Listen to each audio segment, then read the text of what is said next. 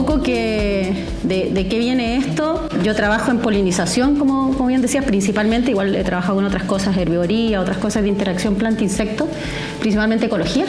Eso es como lo que me he dedicado.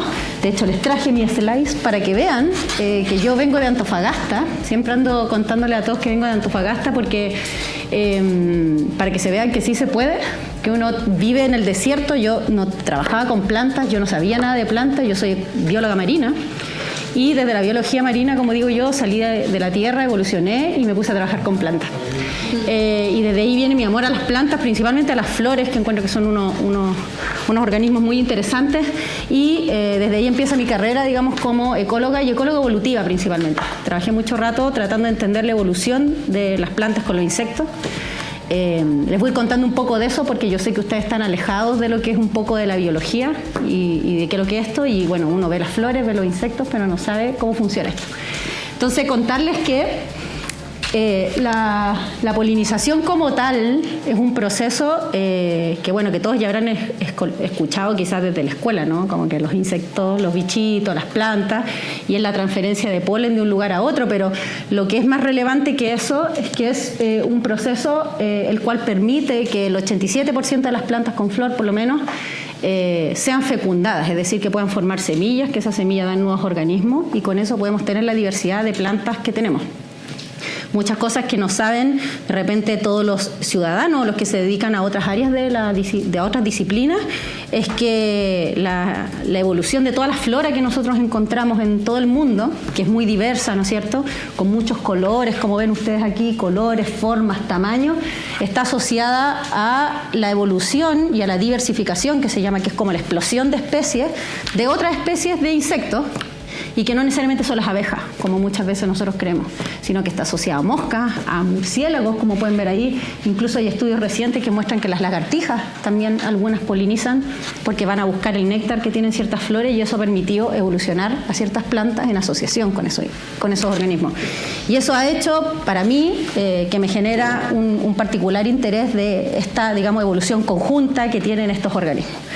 Y en ese andar, además de saber que son súper importantes estando en climas tropicales, templados y en todo el mundo, nos encontramos con esta diversidad. Y se las muestro porque finalmente esto es lo que terminamos de llamar la atención. Nosotros siempre pensamos que los insectos polinizadores son simplemente la abeja de la miel y el abejorro europeo, que los vemos, ¿no es cierto?, en las ciudades. Casi siempre estamos muy asociados, familiarizados con su morfología, qué sé yo, y que vuelan, que son grandes, peludos.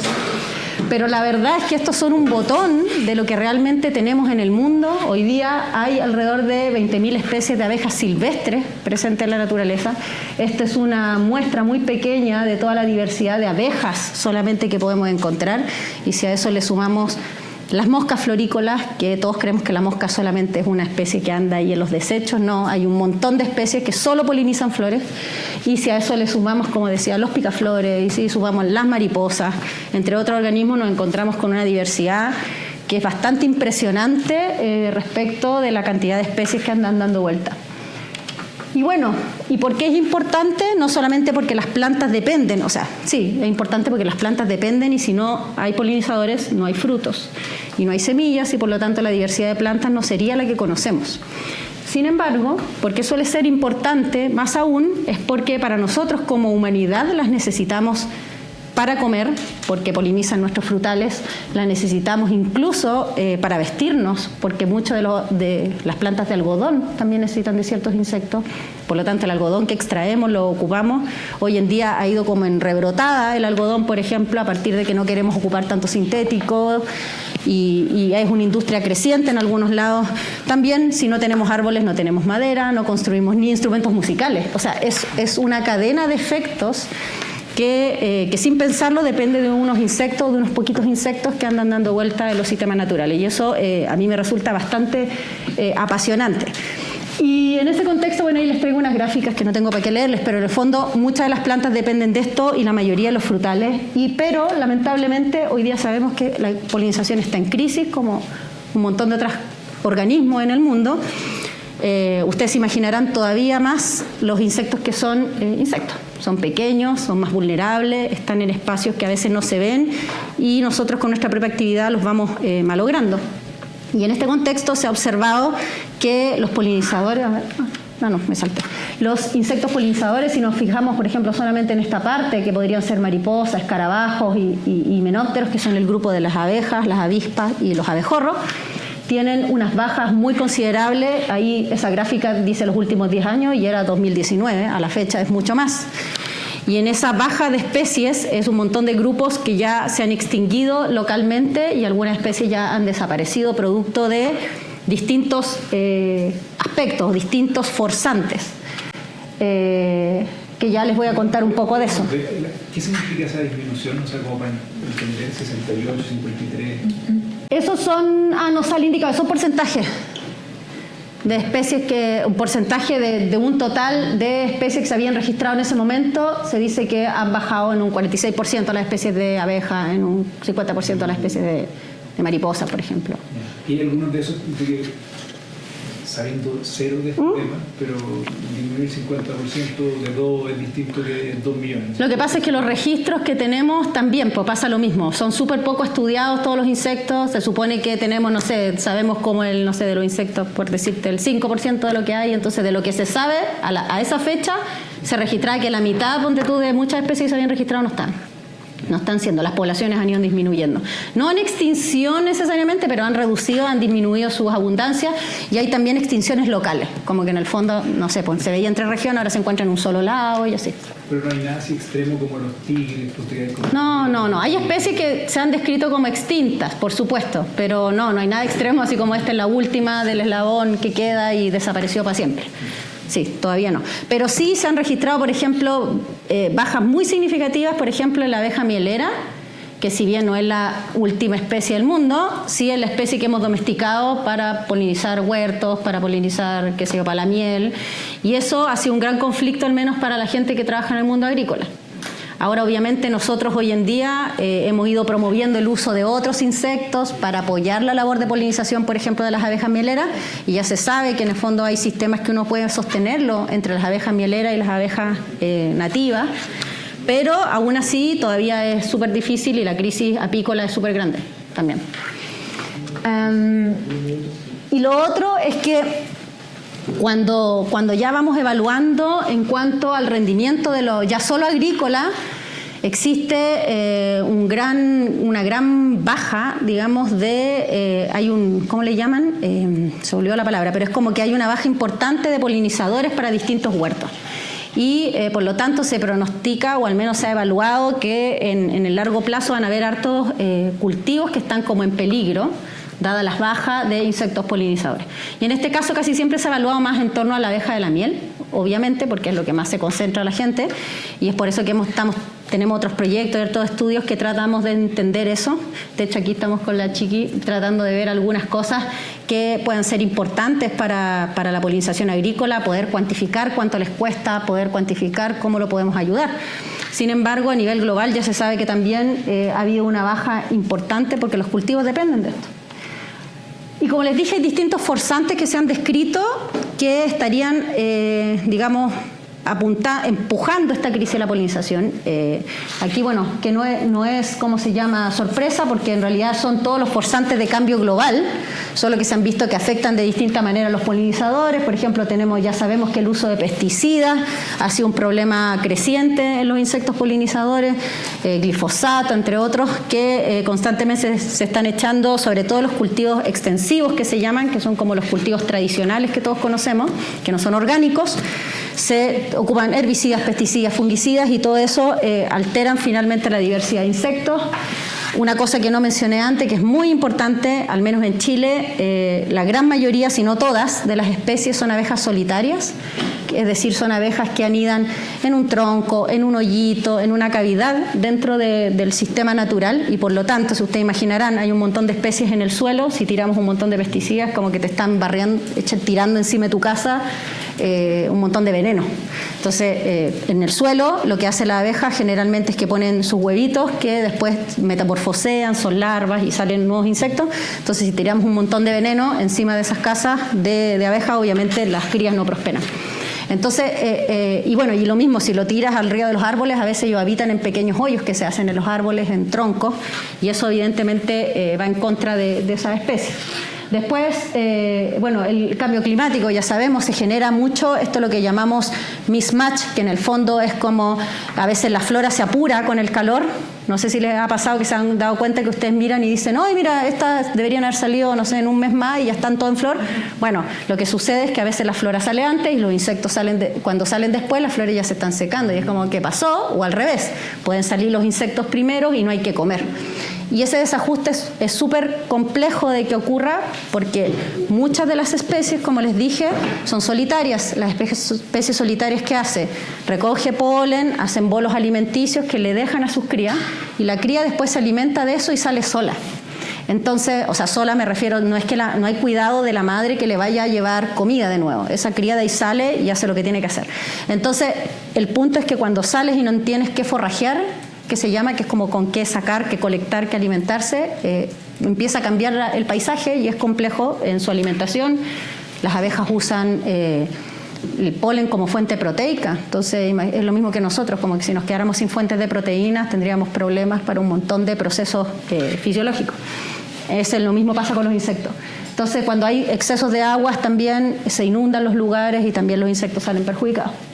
Después tenemos la invasión de especies, que es claro, yo les mostré que estaba la abeja, ese abejorro que todos vemos en todos lados, es el abejorro europeo, y ese es una especie que llegó a Chile, se introdujo para el cultivo de tomate en el año 97 y de ahí explotó y le va súper bien porque no tiene depredadores en ningún lado. Y eso ha hecho que colonice todos los lugares porque es un súper generalista, quiere decir que todo le sirve, come lo que sea. Y eso hace que le quita los recursos a otros polinizadores. Entre eso además tiene prácticas de roba flores, saca néctar por los costados y eso hace que las flores no se fecundan. Entonces tienen malas costumbres. Y en esa pasada afecta de manera directa e indirecta a otros insectos y bueno, genera un problema, sin mencionar los parásitos que también trae desde otros lados y que los insectos nativos nuestros no tenían y se empiezan a contagiar y genera enfermedades. Y por otro, bueno, y ahí están los mismos patógenos que les mencionaba. Y por último, que ahí quiero llegar porque es donde vamos a ir, es la pérdida de hábitat y la homogeneización, que la pérdida de hábitat tiene relación con la transformación que hemos ido haciendo, romper los bosques nativos o los bosques, digamos, naturales para transformarlos en zonas para vivir, zonas urbanas, cultivos, entre otros. Y en este caso, la urbanización ha sido un forzante súper importante para los polinizadores, no solamente porque genera espacios en los cuales no pueden vivir, porque hay cemento y casas y edificios, sino además porque favorece lo que se llama la homogeneización biótica, es decir, genera que todo sea más o menos lo mismo. Y todos sabemos que la heterogeneidad del paisaje es lo que finalmente a veces favorece heterogeneidad y diversidad. Y bueno, ¿y qué sabemos de la polinización en sistemas urbanos? Yo les podría decir que casi nada, es súper baja la información que tenemos a la fecha, al menos en Chile, 0, en otros lados por supuesto mucho más, sobre todo en Inglaterra. Se sabe un poco qué pasa en las ciudades. Aquí recién les pongo este parche porque me imagino que todos han podido observar, al menos, no sé, en Providencia, cómo han proliferado, ¿no es cierto?, las plantaciones de flora. Debo decir que toda esa flora en general es introducida, es sudafricana, porque se introduce con esta idea de que son plantas con bajo requerimiento hídrico, que pueden favorecer y prosperar en estos sistemas, cosa que sé que sí funciona en cierto aspecto, pero no tenemos incorporada flora nativa, que es otra cosa que hemos tratado de incorporar nosotros ahora.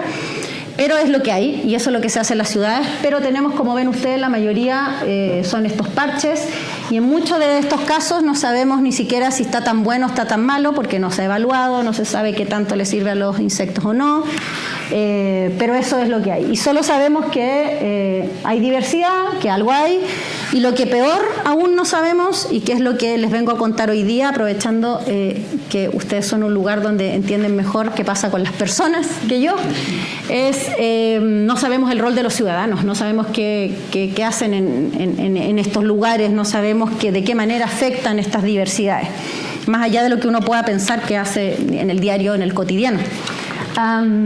Entonces, ¿qué sabemos de los polinizadores urbanos? Solo para contarles como el panorama general.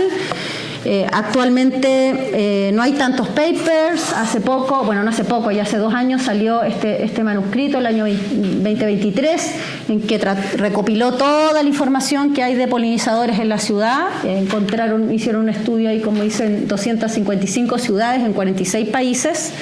Y eso fue todo lo que había, y registraron que habían alrededor de 3.000 especies. Y la conclusión más importante, bueno, además de aquí está el mapa y se ve que hay todos los grupos funcionales que se llaman como las aves, los coleópteros, que son las chinitas, los escarabajos, los dípteros, que son las moscas, lepidópteros, mariposas, algunos mamíferos, bueno, y otros insectos que deben haber de otros grupos, como grillitos o cosas que eventualmente podrían estar polinizando. Y todo esto se observa para distintas regiones, y lo más importante que se observa de esto, en verdad, más allá de que obviamente en ciertas partes del mundo se hacen más o menos estudios, que es lo típico, ¿no? Es como decir, se estudia más esto en el trópico, no sé qué. Lo más importante es que lo que sí podemos decir con esto es que los polinizadores sí persisten en la ciudad. Es decir, es como lo típico. Antes decían, no, esto es un desierto, no hay nada, están las aves, qué sé yo. Y todos los estudios se concentraban en aves porque, obvio, son conspicuas, ¿no? Las vemos, las escuchamos cantar, qué sé yo. Además, a la gente le encantan las aves, te dicen, mira qué bonito el pajarito. Y la gente mira las abejitas, que tienen la abejita, mira las moscas, que asco a la mosca, la matan. Entonces, obviamente, todos dicen, bueno, la ciudad es un desierto, no hay nada que mirar. Y bueno, y ahora decimos sí, hay un montón de cosas. No tantas, pero algo hay, y las ciudades son hábitats que pueden ser importantes para los insectos. Y a partir de todo eso también sale el debate de, bueno, entonces si son buenos hábitats, tenemos que hacer algo por esos hábitats para poder conservar y todo lo demás. Las polillas también son polinizadoras. Sí, muchas de ellas son polinizadores nocturnos. No hay que matarlas. No, hermana. Sí. Claro, a lo mejor tienes más de las que puedes sostener, pero sí, claro, hay un problema de capacidad de carga ahí, claro. Pero es otro fenómeno ecológico que podemos ver. Puedes compartir polinizadores nocturnos. Sí. Bueno, de hecho, muy interesante su pregunta, doctora, porque efectivamente muchas de las polillas no están nunca incluidas en estos estudios, porque como son polinizadores nocturnos se estudian mucho menos y no se sabe tampoco mucho ni de su función, ni de su rol, ni qué está pasando. Pero sí, las polillas también son importantes, y de hecho han proliferado un montón, porque ahora que ha llovido más dentro de lo que no llovía en los últimos 30 años, las mariposas, por ejemplo, también ha sido boom de mariposas y boom de polillas, porque la humedad les favorece mucho su estadio de desarrollo.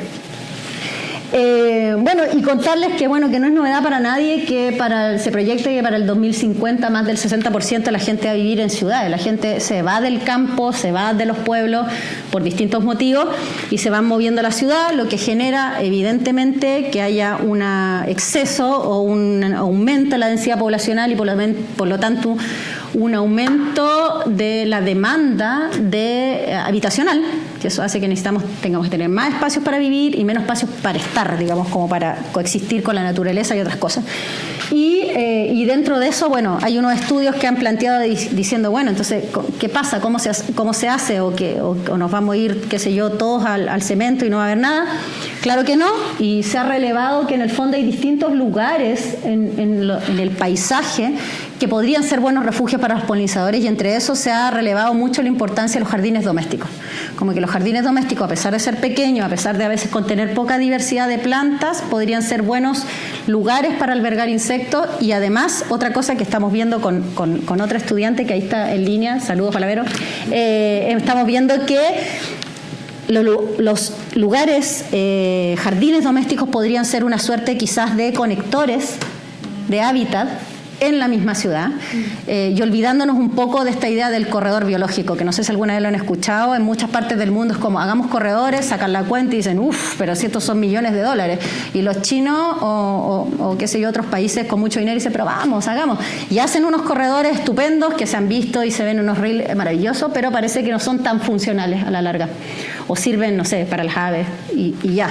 Entonces, en ese contexto estamos tratando de salvar, los corredores latinoamericanos, y pensamos que en nuestra realidad quizás vale más la pena poner atención en pequeños espacios que se conectan y que dan, ¿cómo se llama? Bueno, conectividad y obviamente refugio a los insectos. Y bajo esa idea también han aparecido otros estudios que dicen, bueno, ¿qué es más importante? La flora presente, la diversidad. Recuerden que a veces hablamos de, no sé, riqueza, se refiere a cuántas especies hay. Cuando hablamos de la diversidad, ya no solamente son cuántas especies hay, sino cuán abundantes son en los lugares.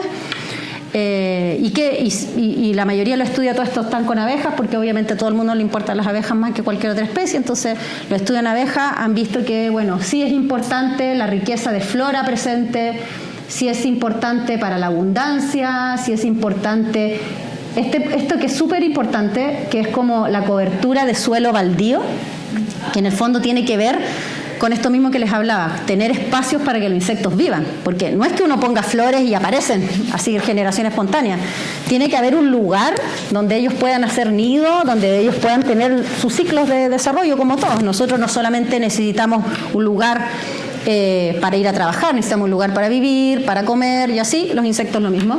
Y el porcentaje se ha visto que de cobertura, eso es de los lugares donde ponen flora y además dejan, no sé, un poquito de tierra, dejan sectores más de gravilla, de arena, favorece también que los insectos puedan hacer sus casas y habitar los espacios junto a la flora. Y aquí viene el pero, que es lo que se ha visto súper poco y la mayoría de los estudios han sido obviamente en Europa y nada más, es que hay otros componentes que podrían ser importantes para la diversidad de polinizadores que ya ahora no son necesariamente qué especie de flora hay, que es las personas. El lugar donde se hacen. O sea, cuando yo les muestro, que a mí me da entre una pena y una rabia tremenda, que es como cuando uno va a Providencia y se ve todo tan re bonito, Pocuro, ¿no es cierto? Está lleno de flores. Después vemos otro espacio en Providencia. He conocido más de 100, no sé cuántos parches florales que se han hecho en Providencia en conjunto con los vecinos, gracias al municipio y todo lo que sea, que me parece estupenda iniciativa. Sin embargo, eso está todo acotado a Providencia, Vitacura, La Reina, quizás algo, y también a veces en algunos lugares de Ñuñoa ahora también. Pero vamos a La Cisterna, vamos a Maipú, a Santiago Centro, a San Miguel. Son comunas que si no fuera por los vecinos no habría nada. O sea, ahí hay un exceso de sitio baldío, digamos. Y las plazas están entendidas como lugares con árboles y pasto. Pasto que también necesita mucha mantención, mucho riego y que además, digámoslo, al final no aporta tanto ni en estética ni en ¿cómo se llama? Ni en biodiversidad. Me confundí un poquito porque tu énfasis inicial eran los jardines domésticos, pero ahora nos estás diciendo en La Cisterna, estás refiriendo a espacios públicos, que eso ya no son jardines domésticos. Sí, no, estoy hablando como el fenómeno completo, ¿no? Que en el fondo tenemos los jardines domésticos que sí hacen, digamos, por la biodiversidad su parte, pero hay una cosa cultural que trasciende a esto. Cuando uno va también a los jardines domésticos de otras comunas, con menos recursos municipales, hay como un discurso que se transfiere y la gente tampoco se preocupa, ya sea por plata o por tiempo, en sus jardines domésticos. Si tú vas a un jardín doméstico, obviamente de una comuna del ala oriente, tienen jardinero, para empezar, y tienen gente que se dedica a eso, a podar, a arreglar y a hacer sus cosas. En las comunas de otro tipo de recursos la gente trabaja de 8 a 8, chao, llegan a su casa, con suerte tienen plantas de interior. Entonces los jardines domésticos ahí también bajan en su importancia por una cosa cultural, por una cosa que es transversal. Y el municipio además tampoco invierten en esos recursos, por lo tanto tenemos comunas que están desérticas, tanto de los espacios públicos como de los espacios privados. Y eso tiene un montón de razones. Yo estoy mencionando algunas, no sé, factores socioculturales, factores socioeconómicos, pero pueden haber muchos otros más. Incluso podemos pensar en, no sé, la educación ambiental, que hay gente que tampoco entiende el valor de estas cosas, ni la importancia, ni los efectos que rebotan para uno mismo, que es lo que de ahí les quiero contar cómo se articula más o menos, creo yo. Y bueno, y como les decía, bueno, la composición de las comunidades vegetales urbanas, tanto en jardines domésticos como en jardines, digamos, más públicos o de uso de couso, digamos, porque hay lugares que son públicos, pero las personas también pueden intervenir. En esos espacios sabemos que los humanos los podemos transformar. Me he encontrado con muchos lugares donde les encantan las ideas, obviamente, de las huertas urbanas. Esto también creció un montón en la pandemia. Me acuerdo que hablando con la gente de Villa Olímpica me decía que en la pandemia habían llegado a tener hasta cerca de 17 huertas dentro de la Villa Olímpica. Todo el mundo se motivó a hacer una huerta y estaban todos felices. Y de nuevo volvemos al mismo problema. Por eso insisto en el problema más como cultural o socioeconómico. Una vez que termina la pandemia, la gente sale a trabajar y mueren las huertas. Nadie tiene tiempo para cuidar, ni para regar, ni para cosechar, porque tener una huerta es mucho trabajo. Y no solamente tenéis que estar dispuesto a hacer un turno para ir a regar, tenéis que estar dispuesto también a ir a cosechar, que es otro tema que hablaba con gente de una huerta en Providencia, que me decían, sí, pero al final tenemos 70 lechugas y no hay quien se las come. Entonces, pero ¿cómo no? Porque nadie tiene tiempo para venir a sacarla y llevársela y qué sé yo. Entonces, hay todo un tema en que la gente se motiva y levantan iniciativas, pero insisto, dependiendo de las prioridades, de las cosas, de la vida diaria, si podemos mantenerlas o no. Y como en cualquier paisaje, como dice ahí, existen filtros, que son las cosas que a mí más me interesaron para llevar adelante la investigación, que hoy día les voy a contar un poco. Esta cosa de que existen muchos motivos para tener lo que tenemos en nuestros jardines, ya sean domésticos o comunitarios, porque los lugares que fui a trabajar ahora son más bien comunitarios que jardín doméstico propiamente tal.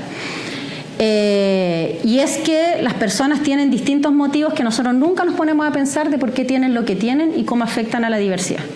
Yo puedo tener plantas porque me evocan sentimientos buenos, puedo tener plantas porque mi abuelita me regalaba estas plantas, o puedo tener plantas porque me las quiero comer y no quiero tener de las otras porque no sirven para nada, o hay otras que simplemente encuentro que son una preciosura, como, no sé, un jardín de rosas. Y también tiene que ver incluso, como sale ahí, con la etnia o de donde yo provengo, porque puedo venir desde, no sé, de Colombia, donde en estos lugares nosotros cultivamos este tipo de cosas y me interesa tenerlas aquí o me evoca mi lugar. Y también te da una sensación de identidad y de arraigo, que eso tiene como todas las otras cosas que podemos estudiar. Bueno, entonces, poco a poco, antes del proyecto que les voy a mostrar, me empecé a preguntar cómo podíamos entrar, digamos, a trabajar un poco con la ciudadanía para no trabajar todo desde la ecología, ¿no? Como desde yo que voy a ver los bichos que hay, con las plantas que hay, qué sé yo. Porque además ya se pone medio aburrido. Entonces dije, ya, bueno, hagamos algo más entretenido y empezamos a involucrarnos un poco con la ciudadanía haciendo cosas como las que ven ahí, que eso son...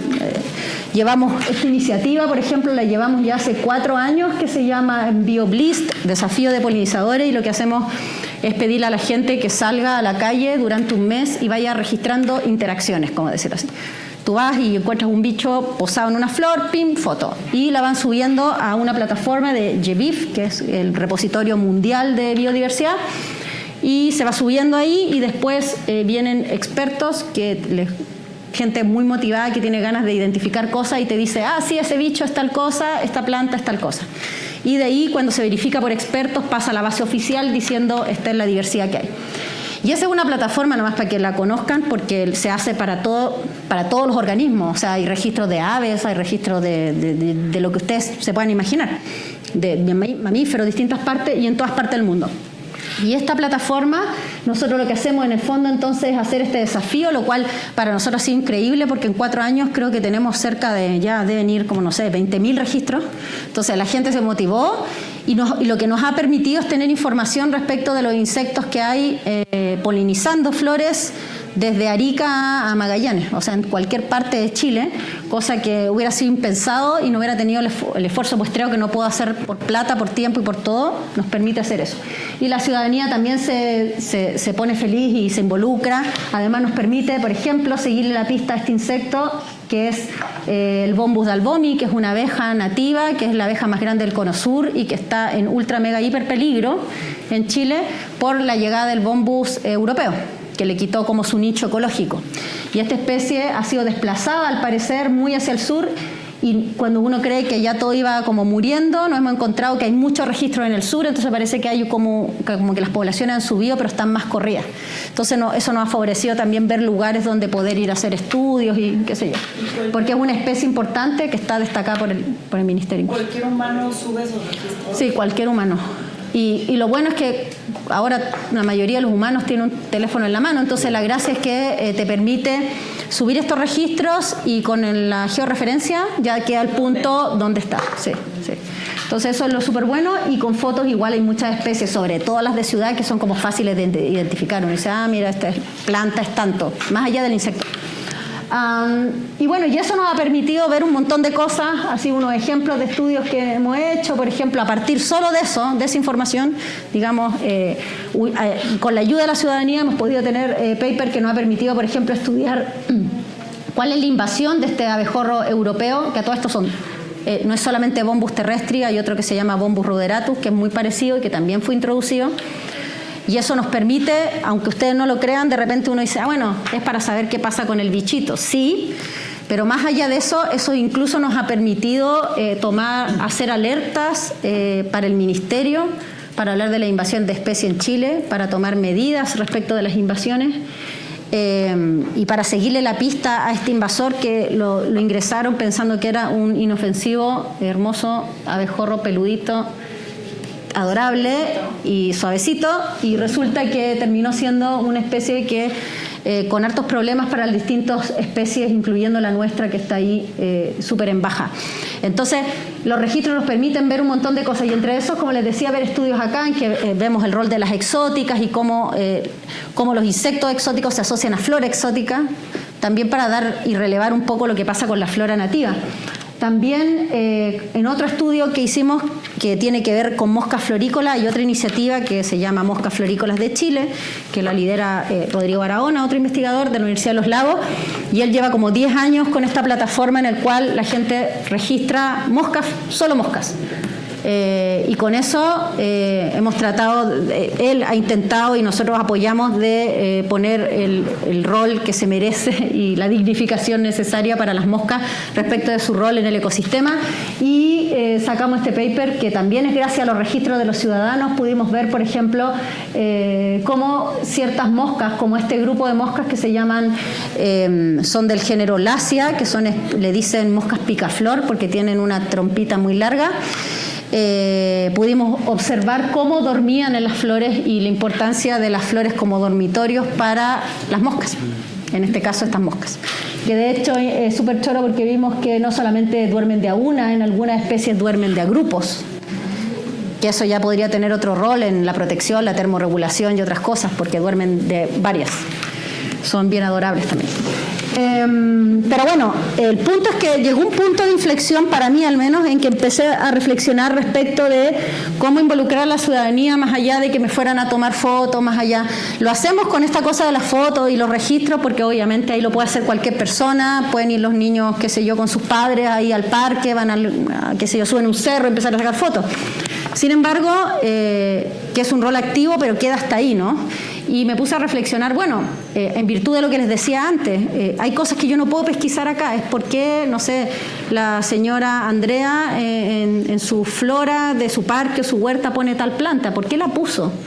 Y cómo eso está impactando la diversidad. Y a partir de eso nace el proyecto Fondesit, que de eso les quiero contar hoy día, es mi evangelización, y es que es un proyecto que a mí me tiene súper contenta, que es en conjunto con la Universidad de los Andes, donde está Cinnamon Dobbs, que a lo mejor trabajó en esta universidad, y con la doctora Contreras, que es Paula Contreras, que trabaja en la Universidad Academia de Humanismo Cristiano, que es antropóloga.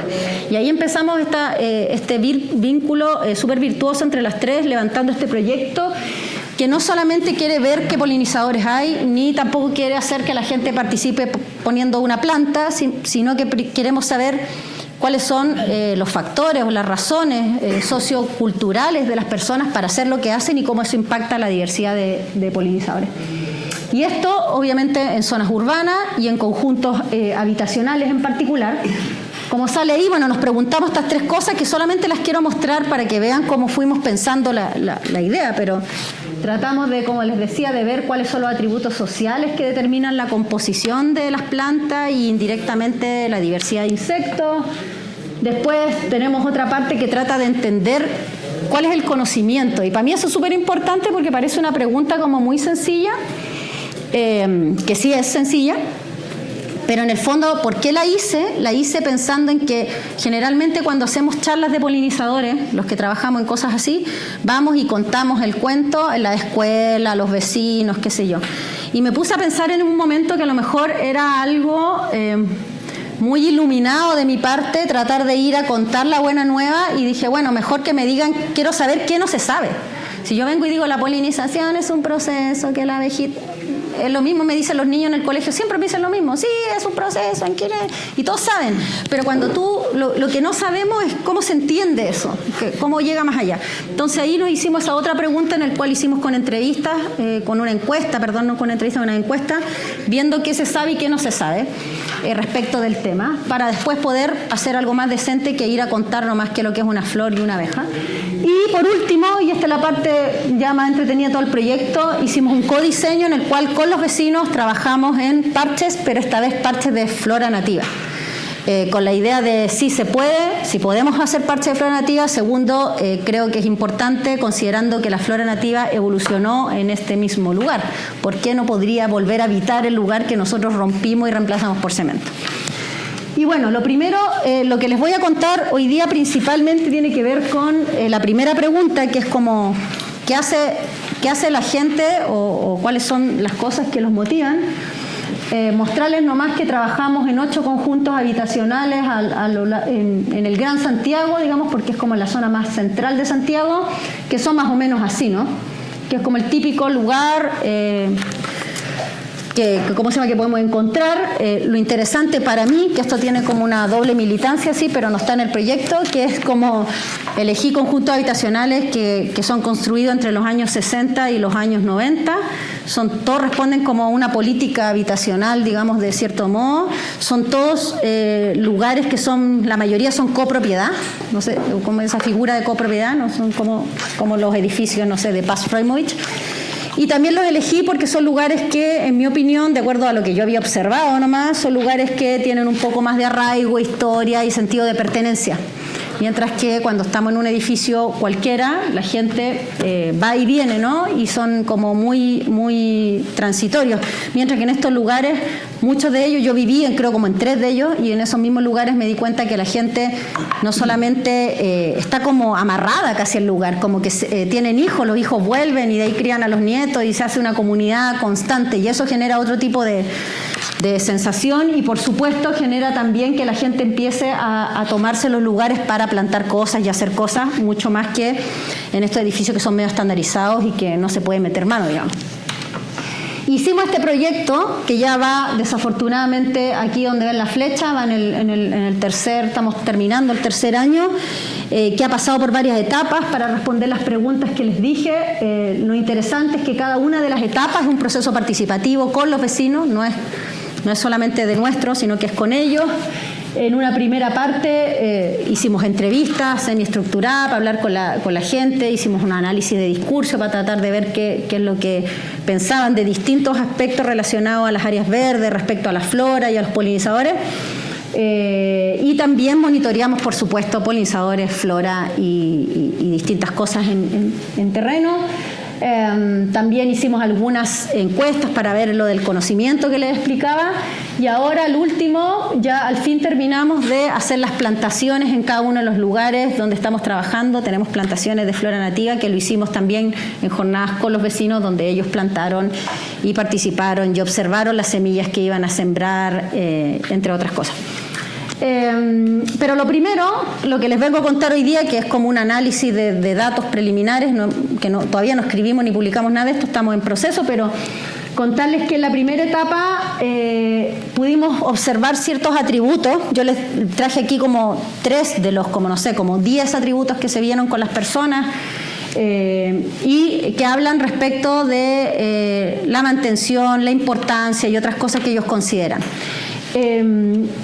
cuando vemos la parte de los atributos sociales, por ejemplo, en unos análisis de discursos que hicieron las antropólogas, solo decir eso porque yo no lo analicé y por supuesto no tengo idea cómo se hace, pero esto es un diagrama de flujo que en realidad muestra las distintas comunas donde trabajamos y bueno, y sus respuestas, cómo se iban a evaluar en 2 niveles.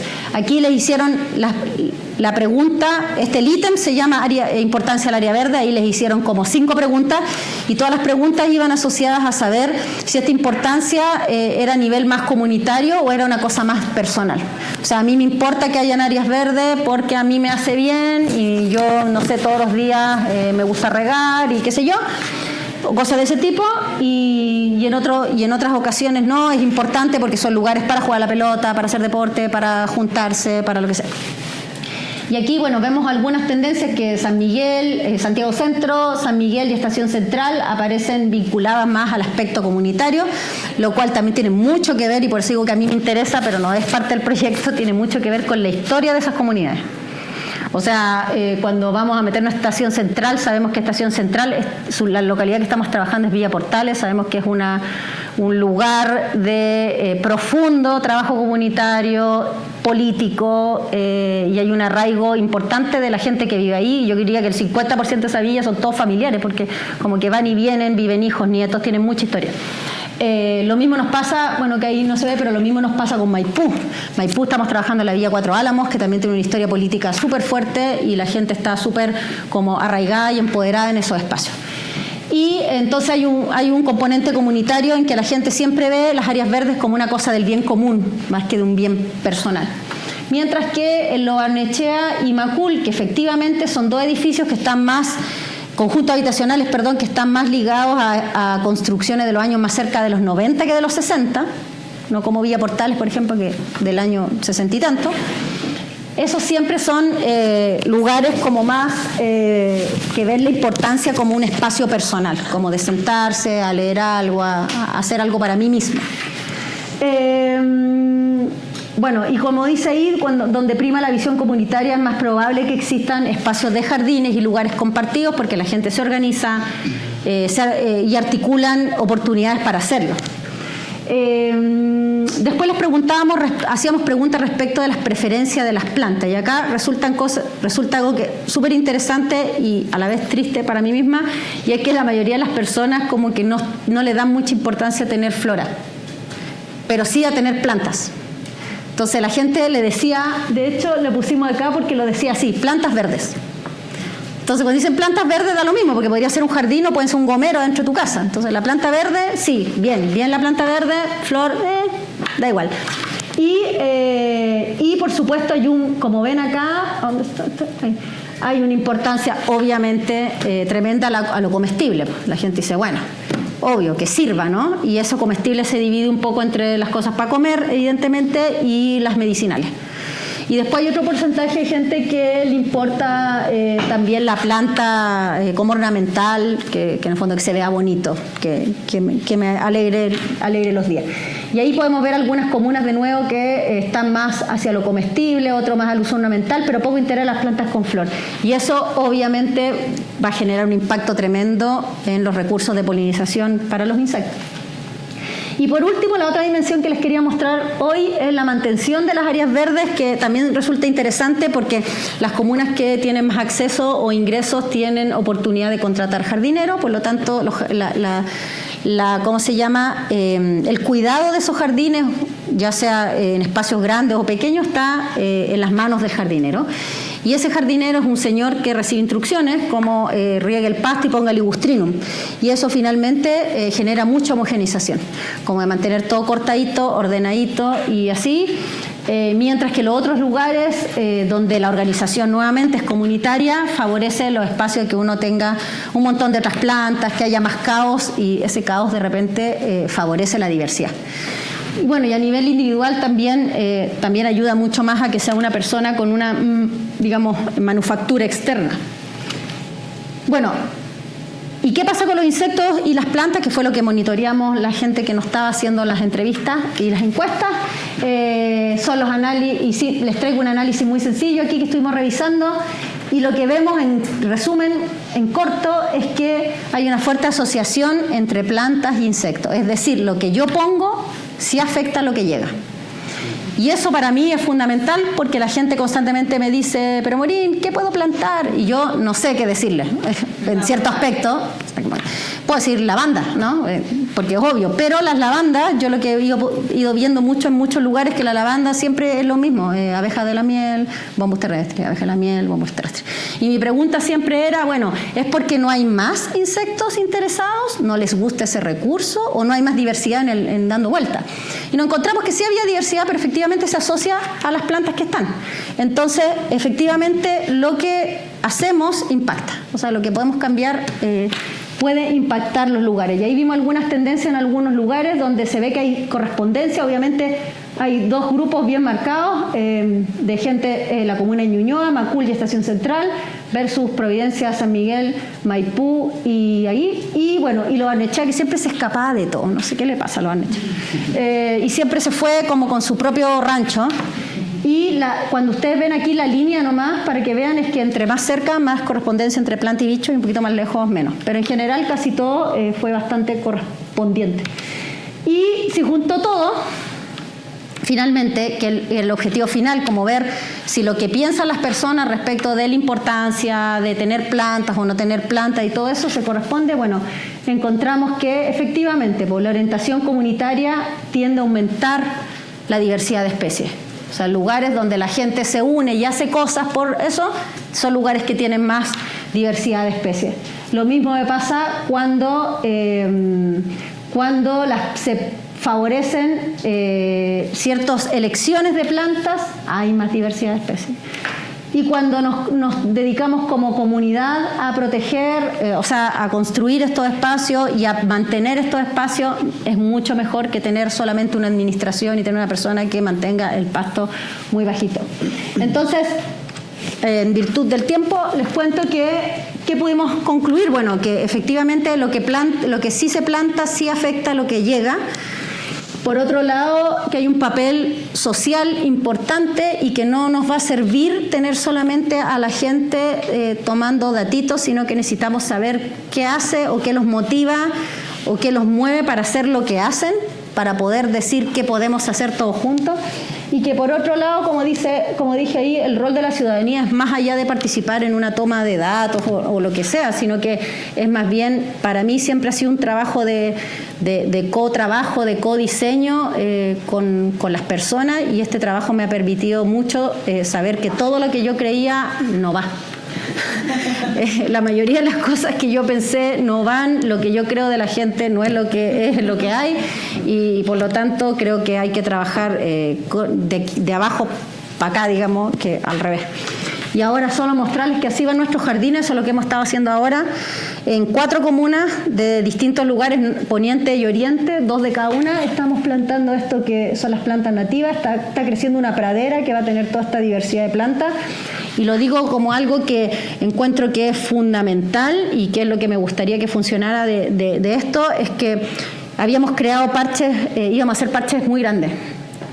Y por supuesto que todo lo que uno planea no sale. Entonces no pudimos porque hay en lugares donde no caían. Y teníamos que estandarizarlo porque es un experimento ecológico a la larga igual. Entonces eran plots estandarizados con el mismo número de especies, la misma abundancia de especies y del mismo tamaño.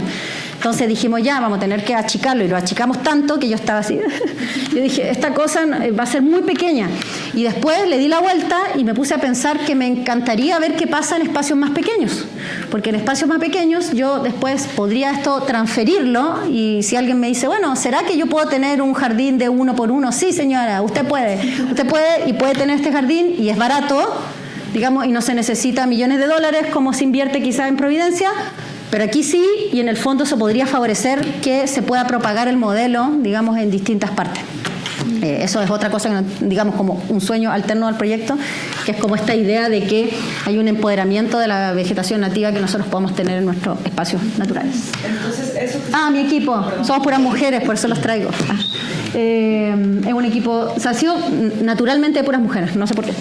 Y bueno, ahí está la Sina y la Paula, que es la antropóloga, y el equipo que está todo de antropólogas ahí, en verdad. Están todas las antropólogas de arriba y todas las biólogas de acá. Eso. les quería contar. Gracias. Muchas gracias, Maureen. Creo que por el tiempo es bueno si tomamos varias preguntas a la vez, unas 2 o 3 preguntas y después... Sí, dale. Yo tengo pregunta. Gracias. Uno, ¿nos puedes decir qué plantar? Ahí sí. No, tenía una pregunta. ¿Por qué escogieron esas comunas? Y claro, como eso que plantaron en ese lugar, pienso que, me imagino que es a propósito para aumentar la diversidad de los polinizadores, pero es algo que podrías, ¿no? Como difundir así, como si quieres aumentar, no, porque por ejemplo yo tengo lavanda y llegan las mismas abejas siempre y además se me mueren en el balcón. Entonces mato las polillas y se me mueren. Todo mal, Teresita. Pésimo. Reprobada. Un 1. Bueno, los lugares, en verdad yo tenía una lista never ending de lugares que a mí me interesaban.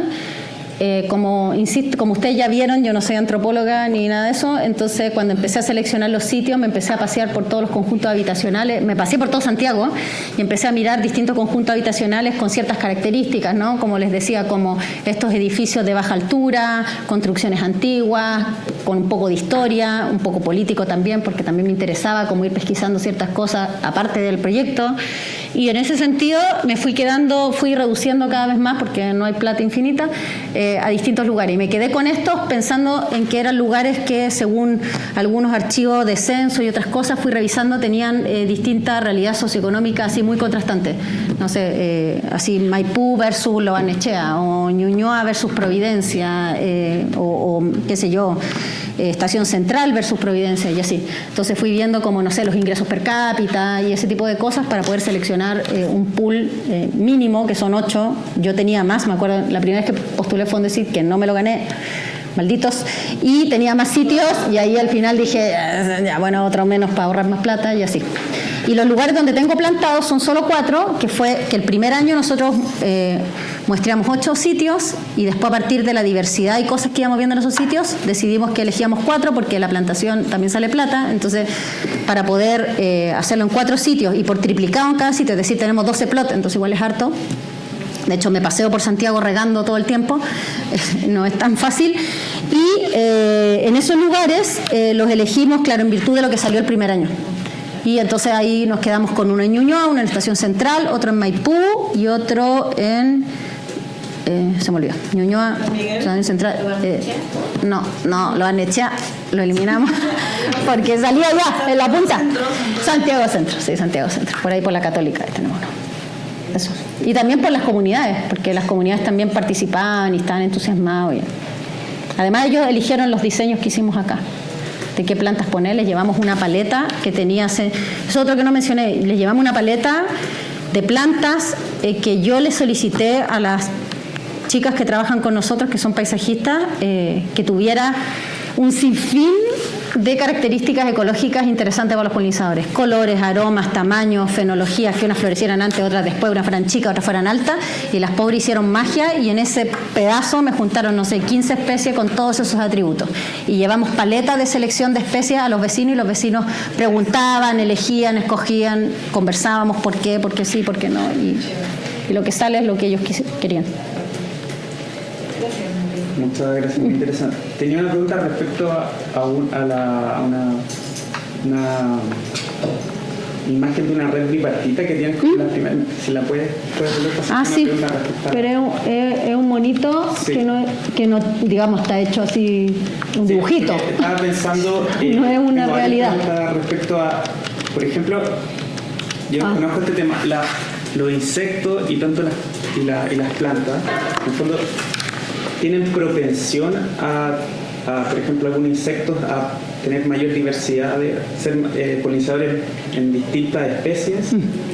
Lo mismo para las plantas, son más atractivas para los insectos, y tú puedes estudiar también las características, la combinación de atributos de tanto de los insectos como de las plantas, que produce una mayor propensión de esa interacción.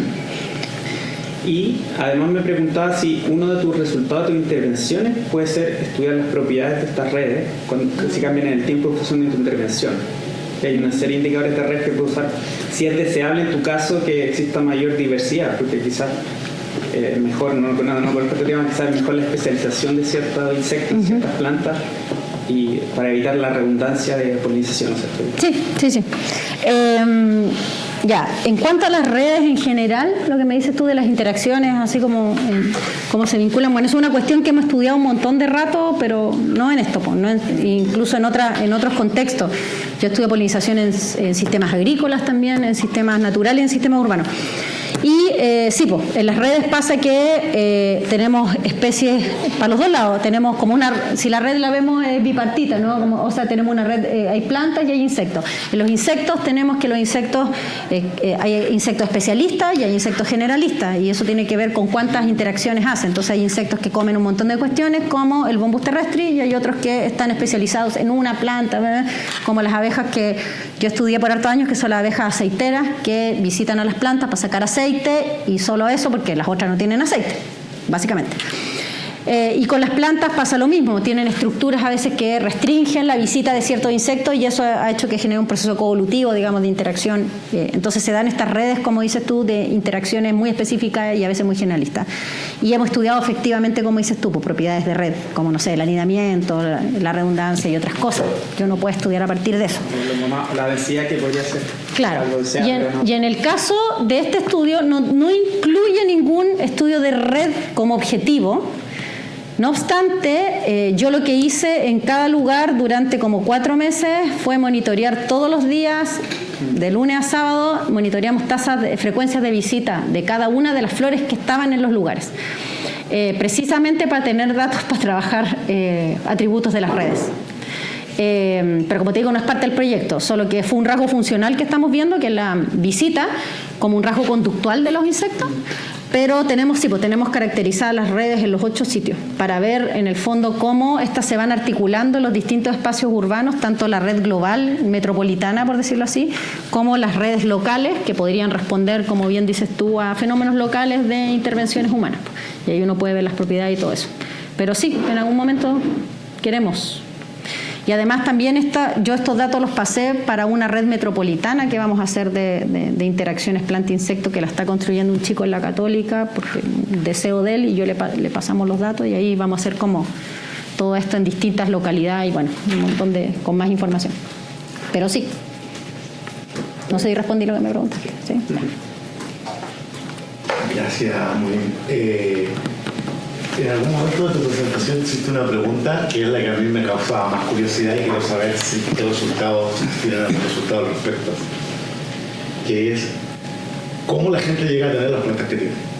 Sí, se las pasan, tienen que ver con las relaciones familiares, tienen que ver con la relación de amistad, tienen que ver con las modas. Y también estaba pensando en términos de redes, como que uno podría hacer una red, pero no de los insectos, de las personas. Las personas. Distinguir relaciones como parentesco, amistad, distinguir otros procesos como distancia, digamos. Y como tenéis muestras de flores, podéis hacer distancias biológicas de las flores y que se relacionen de esas dos. Bueno, como les decía, yo les traje así un par de cosas que habíamos ido viendo, porque ha sido un trabajo difícil en el sentido, para mí como ecóloga, pensar como humana. Como en otros procesos, y con las antropólogas les pasa lo mismo conmigo, entonces como que nos juntamos y ahí tratamos de ir armando. Yo lo que hice ahora lo hice incluso así muy preliminar, era la idea del proyecto, así que va a funcionar como por ahí, pero hemos estado trabajando estas otras dimensiones que son otras preguntas, y tenemos preguntas incluso con las emociones, como que te evocan ciertas cosas.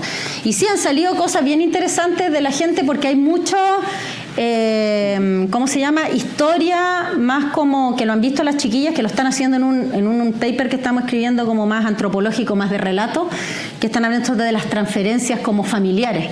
Hay mucho de tradición de esto, hay mucha gente que vivió en el campo y se vino a vivir a la ciudad y trae como esta tradición. Hay mucho de la tradición oral también, de cómo se cultiva, cómo se crece, qué es bueno para esto, qué es malo para esto otro, por qué tener esto, ¿cachai? Hay harto conocimiento popular detrás de eso, y de mucho vínculo filial en algunas, y es interesante porque en algunos lugares pasa muy marcado y en otros cero, ¿cachai? Porque efectivamente hay mucha gente que vive, no sé, al poniente, que en su vida vivió en el campo y que ha tenido ni abuelita que estaban con las flores ni nada de eso, sino que simplemente es como la cercanía que tienen es lo que pasa ir al parque, ir al cerro, ir a dar una vuelta, pero sería eso. Mientras que me ha pasado mucho, no sé, pues claro, con lugares como Villa Cuatro Álamos, Villa Portales, como con mucha cosa filial entre medio, en que hablan harto de eso de la tradición y de lo que tienen y de lo que recuerdan. Y eso también les evoca emociones, sentimientos y otras cosas que no pasan cuando tú no tienes esos vínculos. Entonces sí, pues es entretenido pensar en lo mucho que se puede sacar, además que toda esa información la estamos sacando a partir de entrevistas donde es análisis de discurso. Entonces el discurso ahí podéis sacarle jugo no sé cuánto rato cachando lo que decían las personas, en virtud si eran hombres, mujeres, más viejitos, gente más joven, entre otras cosas. Yo de hecho esto es como casi que un puntito dentro de un universo de información. Así que si quieres jugar con nosotros, te invitamos a jugar. Sí. Aparte que yo no sé qué se hace. Ahí está. Ahí anda a escuchar grabaciones y ve qué dice la gente. No, sí, tenemos hartas transcripciones, hay un montón de cosas, pero entretenido. ¿Se me ocurre alguna sugerencia? ¿Sí? Porque tú también nos planteas que vengo a presentar, que tengo el propósito de involucrar a la ciudadanía o entenderla mejor. Y creo que ha avanzado muchísimo. O sea, y además la presentación es fascinante, llena de ejemplos súper bellos. O sea, yo planché al tiro cuando decías que los polinizadores nos permiten escuchar música porque tienen la madera para los instrumentos. Y a esas conexiones yo no las he hecho, entonces se vuelve súper cotidiano. Y avanzaste muchísimo. Tenés cientos de personas que te mandan los datos, las fotos, que ya es sorprendente y un tesoro. Le preguntaste directamente a las personas por qué plantan lo que plantan, y es un súper avance, y también mostraste que lo que deciden plantar tiene impacto, ¿no? También un súper avance. Por lo tanto, muy de las cosas que uno no logra con este tipo de cosas. Cuando tú le preguntas directamente a la gente, lo que tú obtienes es cómo ellos hacen sentido de lo que hicieron, pero no necesariamente aquello que tú tienes que intervenir para generar cambio. O sea, ellos te pueden decir, no, mira, escúchame a mí, lo más importante era lo colectivo y el dinero, pero resulta que al final no plantaban la plantita por una razón que nadie la mencionó, que eso es lo que cambia su conducta, y es que se la roban. Entonces, escucha, no sé, porque está la cisterna y nadie ponía planta, ni flores, ni nada, porque la verdad te dicen que es el tiempo, de lo que dicen y lo que hacen no necesariamente calza. Eso demuestra cómo ellos hacen sentido. Entonces, tú querías involucrarlo, esto era un paso necesario. Ya tenéis los códigos de las personas, pero no necesariamente eso va a calzar con lo que tú tienes que mover para generar el cambio.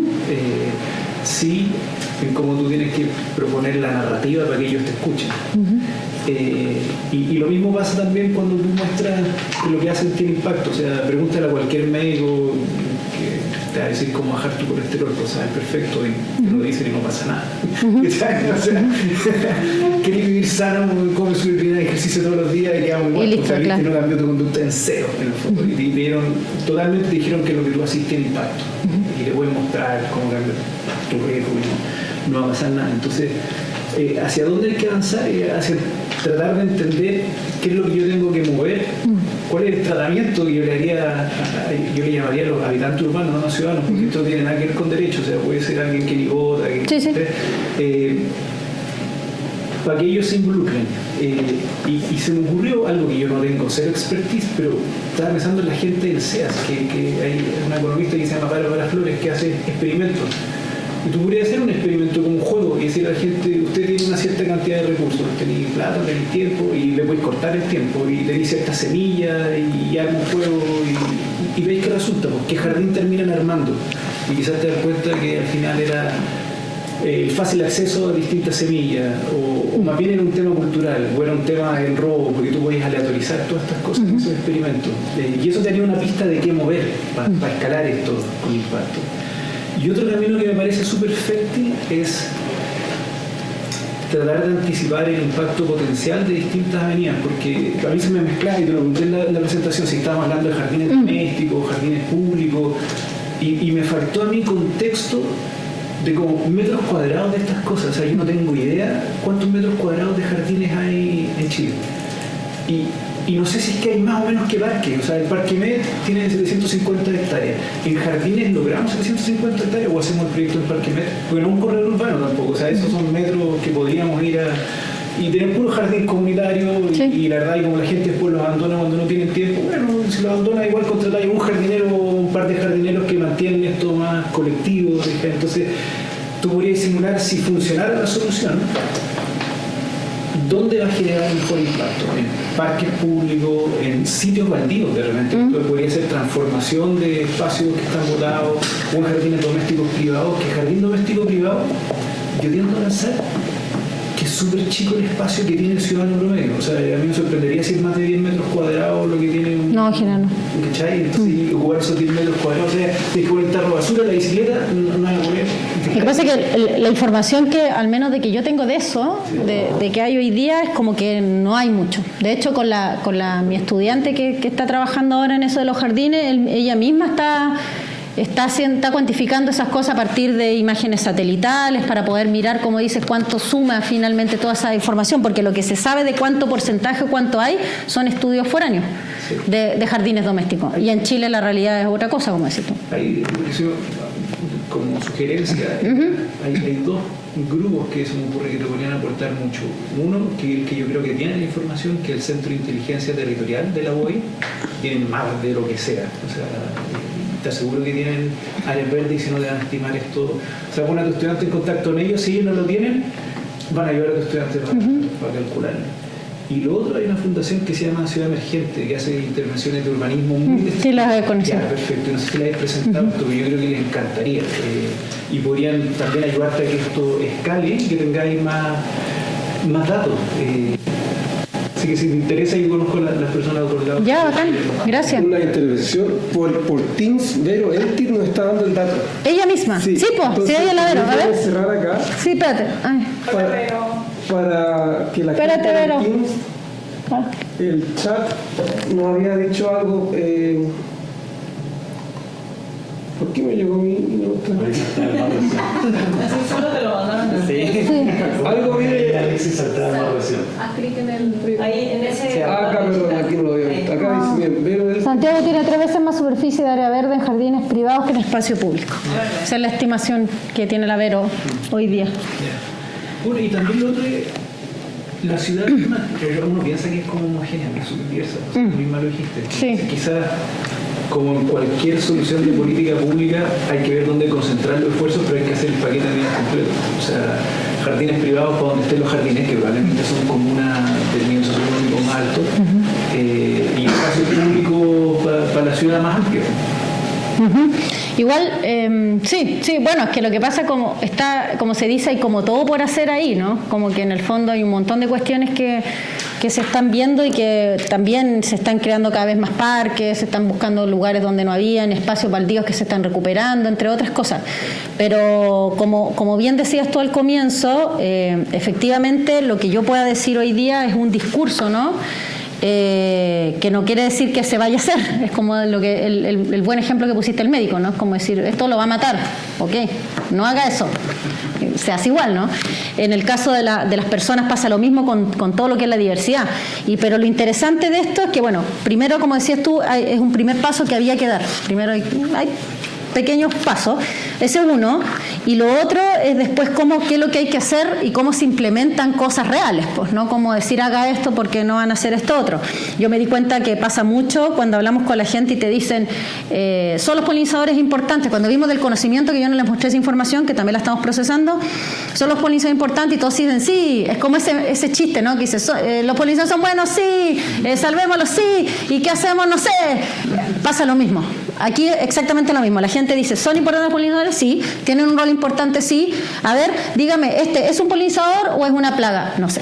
Entonces, finalmente, toda la información se reduce a que sé que puede ser importante, me suena que suena bien y no sé ni...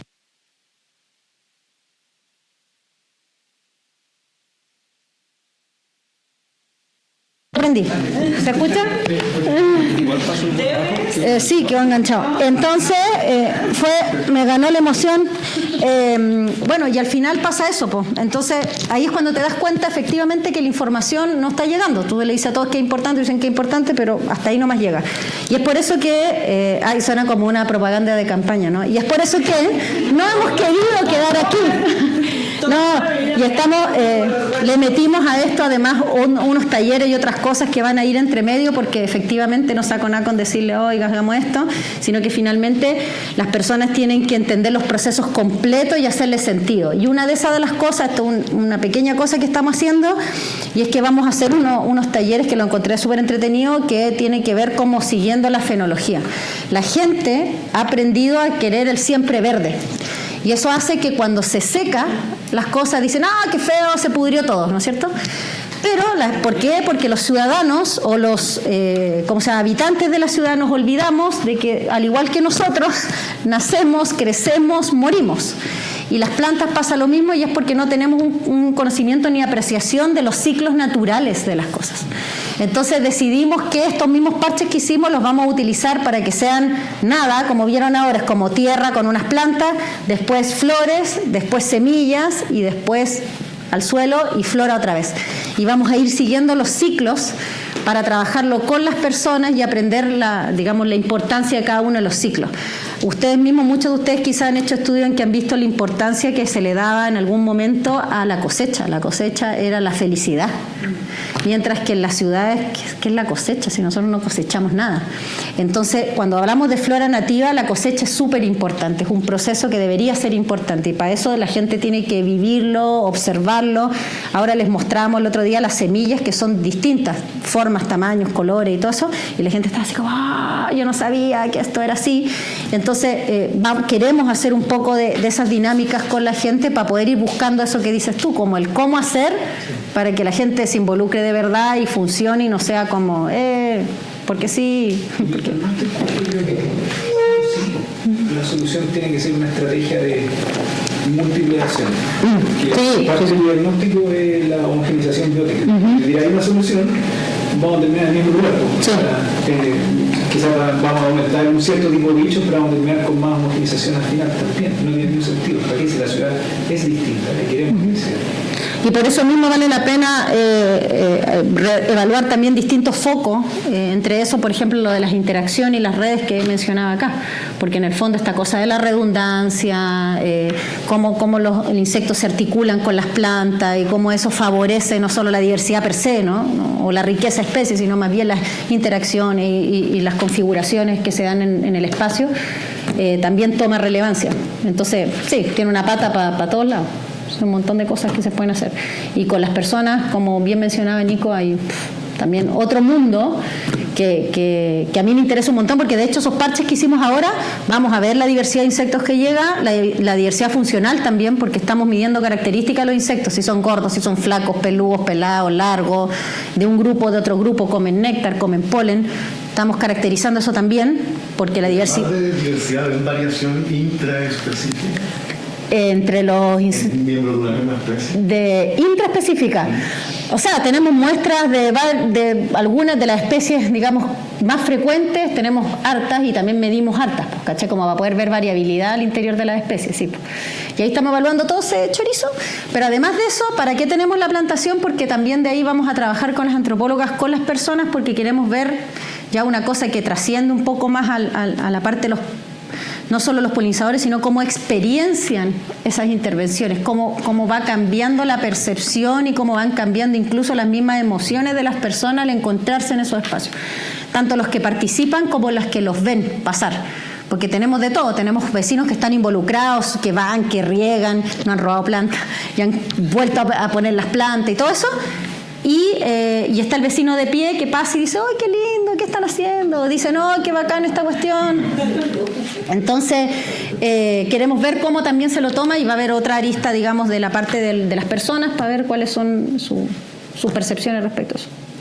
Una consulta, comentario.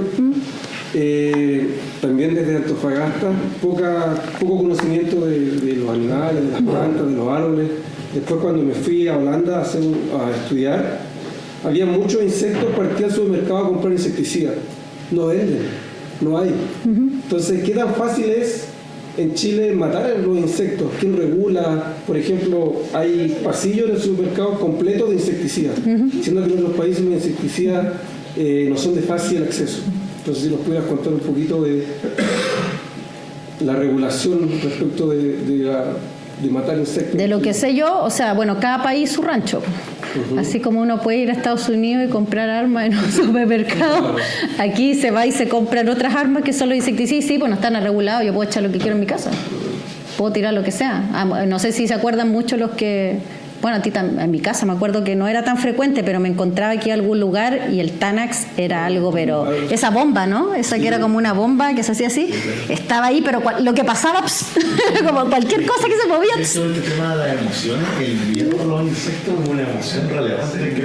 Bueno, hay unos estudios que a mí me interesaban un montón y yo lo he trabajado con niños, no a partir de este fondo, sí, pero cada vez que hago una cuestión con esto, me voy a meter a la escuela y hablo con los niños porque me interesa, porque hay estudios que hablan sobre el miedo a los insectos, entonces efectivamente como que todo da miedo, cualquier cosa que vuele da miedo, y viene de estas cosas de también a veces mucha transferencia, que sus mismas familias, como decís tú, está el fácil acceso, que lo que se mueve, y aquí, como bien dices tú, hay un lugar completo para matar lo que uno quiera, y es lo mismo, cualquier persona, que a mí me llama mucho la atención, puede ir a ANASAC, que esta es una empresa que vende tierra, fungicidas, pesticidas, lo que sea, y uno como ciudadano X puede comprarlo. No es como cuando uno compra, no sé, pues tú vayas a comprar, qué sé yo, etanol, en la farmacia tú no lo podís comprar el etanol puro como individuo, tienes que comprarlo, no sé, como en una universidad y algo así. Pero si tú vas a ANASAC, si puedes comprar lo que tú quieras y la gente echa lo que sea, porque van a ir y dicen, ¿sabes que me salió una cosa así como una mosca negra? Ya, sí, yo creo que es esto, y te pasan la cuestión. Entonces, en ese sentido no hay ninguna regulación, y ahí es donde toma sentido de tratar de trabajar qué es lo que es una plaga, de lo que no es una plaga, qué es lo que hace mal, de lo que no te hace daño. Y en los niños, obviamente, aprenden lo que le enseñan en sus casas, y el miedo a los insectos es un tema grande. Con las personas también, que me acordé ahora que hablaste de las polillas, hay harta gente con miedo a las polillas, un montón.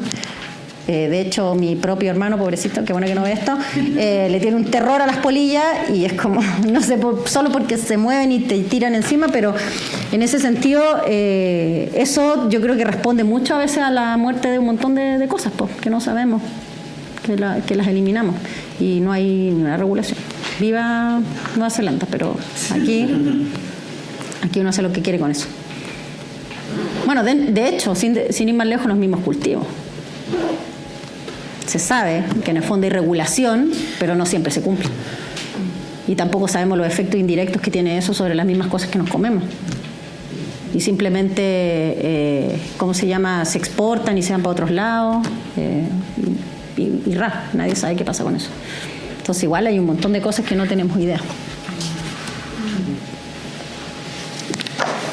Maureen, creo que vamos a ir dando cierre. No sé si alguien tiene algún comentario final o preguntas. Nada que quede en el tintero. Si no es así, te queremos agradecer por tu visita al CIS. Muy interesante la presentación. Gracias.